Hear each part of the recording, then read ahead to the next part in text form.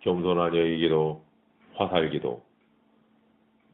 혹시 내막힘이 봉헌에 참여하신 분들 중에서 제가 말씀드린 대로 모든 기도를 끊고 화살기도만을 3개월 이상 해오신 분이 계십니까? 제가 후속 9회 18개 화살기도 만트라에서 화살기도의 중요성을 장황하게 말씀드렸는데 어떻게 하셨습니까? 그렇게 하지 못하셨다고요? 그것은 여러분이 저의 지도를 100% 믿지 않고 잘 따르지 않을 뿐만 아니라 무엇보다 여러분이 진정으로 겸손하지 않기 때문이라는 사실을 입증해 주는 것입니다.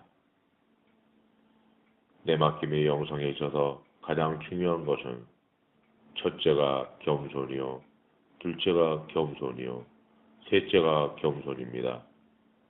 겸손한 사람은 단순하며 단순한 사람은 순수합니다.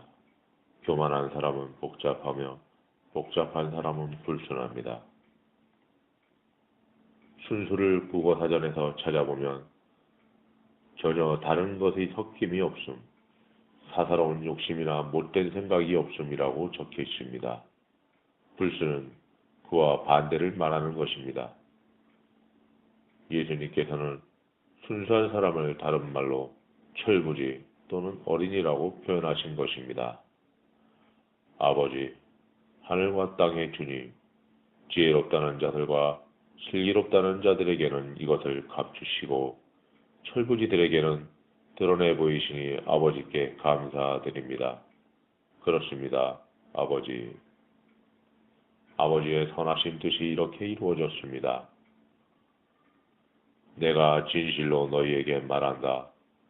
너희가 어린이처럼 되지 않으면 결코 하늘나라에 들어가지 못한다. 위의 말씀을 예수님께서 심심하셔서 그냥 던지신 말씀이라고 생각하십니까? 절대 아닙니다. 철부지는 곧 하느님 나라를 여는 열쇠입니다. 누구든 이 열쇠를 지니지 않으면 결코 천국문을 열 수 없습니다. 진실로 겸손한 사람은 순수합니다. 순수하면 후배어갈 세상에서도 순수를 잃지 않습니다. 진실로 순수한 사람은 지혜로워져 호를 베이지 않게 됩니다. 영혼이 맑고 순수하기에 그 영혼에 하느님의 지혜가 채워지기 때문입니다. 이미 말씀드렸지만 왜 돌을 닦는 사람들이 생각을 없애려 그토록 애를 씁니까? 어찌 보면 저는 돌을 닦는다는 것은 생각이 없는 상태, 즉 무념무상의 경지에 이르는 이외의 다른 것이 아니라고 봅니다. 왜 무념무상에 이르기려 합니까? 거기에서 깨달음이 생겨나기 때문입니다. 한마디로 지혜를 얻기 위함입니다. 참 지혜는 어떤 불순물과도 함께할 수 없습니다. 겸손한 사람만이 순수지혜, 참 지혜이신 하느님을 소유할 수 있는 것입니다. 겸손해야 합니다. 내맡긴 영혼은 무엇보다도 겸손한 사람은 가르치는 사람의 가르침을 100% 믿습니다. 묻지도 따지지도 않고 그저 묵묵히 따릅니다. 가르침을. 영적 성장의 지름길이 바로 거기에 있는 것입니다. 진실로 영적 성장을 바란 사람이라면 지금 이 상태에서 모든 것을 애폭해야 합니다. 내맡긴 영혼의 메뉴에서 참으로 영적 성장을 바란다면 이렇게를 다시 한 번 더 깊이 읽어보시기 바랍니다. 모든 기도를 멈추고 100일 동안 화살기도에만 집중해 보시지 않겠습니까? 또 하나의 재미있는 시도가 아니겠습니까? 변화를 시도하지 못하는 사람은 이미 영혼과 정신이 많이 경직된 사람입니다.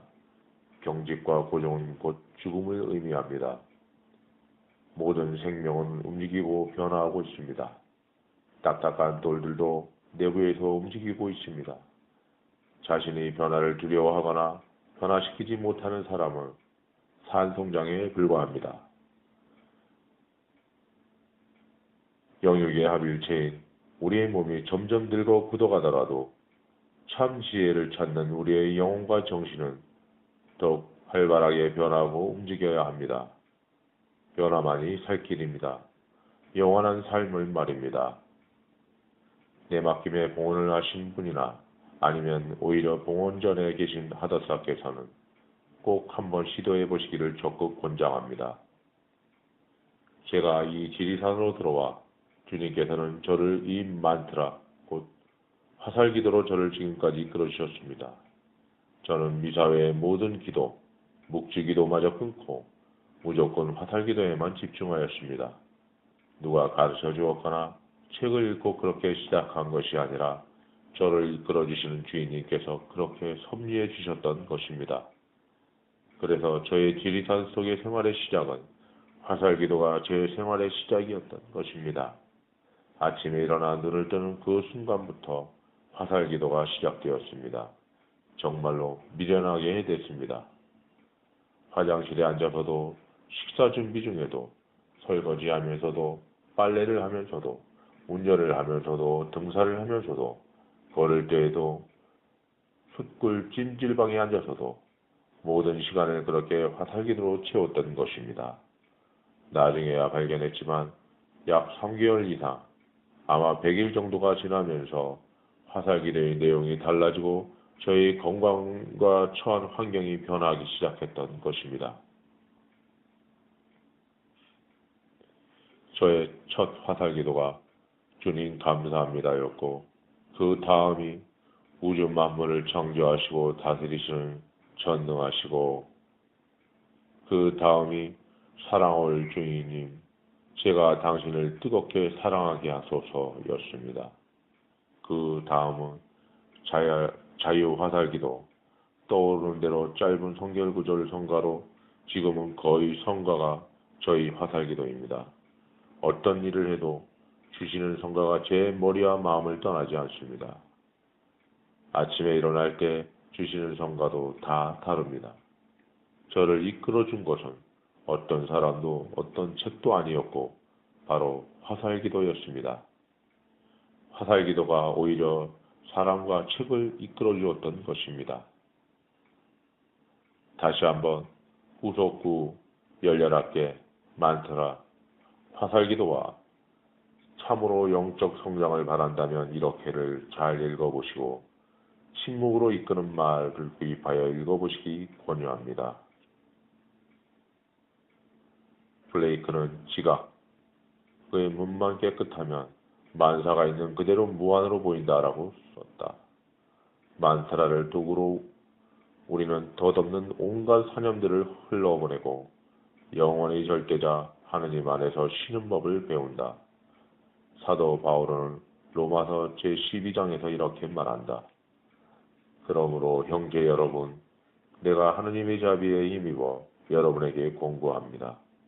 여러분의 몸을 하느님 마음에 드는 산 제물로 바치십시오. 이것이 바로 여러분이 드려야 하는 합당한 예배입니다. 여러분은 현세에 동화되지 말고 정신을 새롭게 하고요.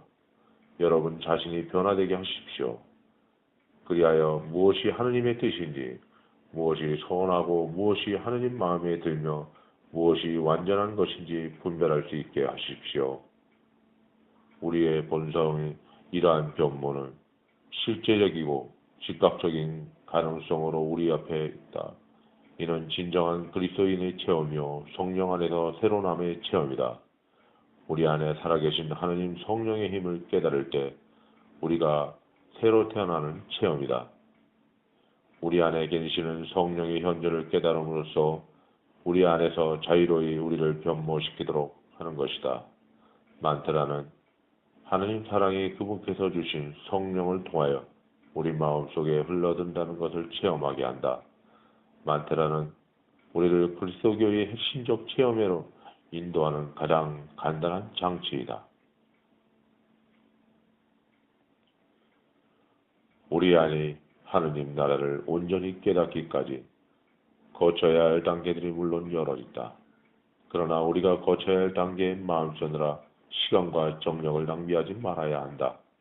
어린이와 같이 하느님 나라를 받아들이지 않는 자는 결코 그곳에 들어가지 못한다. 우리가 해야 할 바는 그냥 묵상을 시작하는 것이다. 하느님의 사랑과 권능에 자신을 열어보이는 것이다. 이를 위해서는 그저 사랑과 깊은 믿음의 영으로 만트라만 외우면 된다. 묵상에서 발전의 단계는 때가 되면 이루어질 것이다. 때는 하느님이 정하신다. 발전에 대한 자의식이 지나치면 오히려 더뎌질 뿐이다. 올곧게 나아가도록 한없이 도와줄 스승이 필요할 때가 바로 이 시점이다. 그러나 스승도 만트라를 외우라는 단 하나의 가르침만 줄 수 있을 뿐이다. 더 해봤자 만트라가 의식 속에 뿌리 내리도록 용기와 위안을 주는 정도다. 깨달음의 길은 우리 스스로 걸어야 한다. 각자 스스로 지혜를 얻는다. 스승은 정진하라 일깨워줄 뿐이다. 어둠을 내치는 이 곧 스승이란 한결같은 자란 뜻이다. 침묵으로 이끄는 말, 만트라의 힘.